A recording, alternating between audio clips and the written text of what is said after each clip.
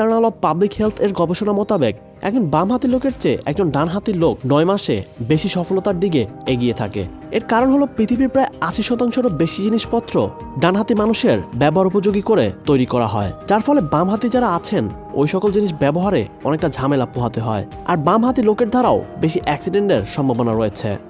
Fact number 9, আপনি তো অবশ্যই জানেন আমাদের পুরো বডি কন্ট্রোল করে আমাদের ব্রেন। এই ব্রেন আমাদের জন্য খুবই গুরুত্বপূর্ণ। তবে আপনি জেনে অবাক হবেন যে সার্জারির সময় আমাদের ব্রেনকে অর্ধেক করে আলাদা করে রাখা যাবে, তাতে আমাদের ব্রেনে কোনো সমস্যা হবে না, আর আমাদের ব্রেন 40 বছর বয়স পর্যন্ত বাড়তে থাকে।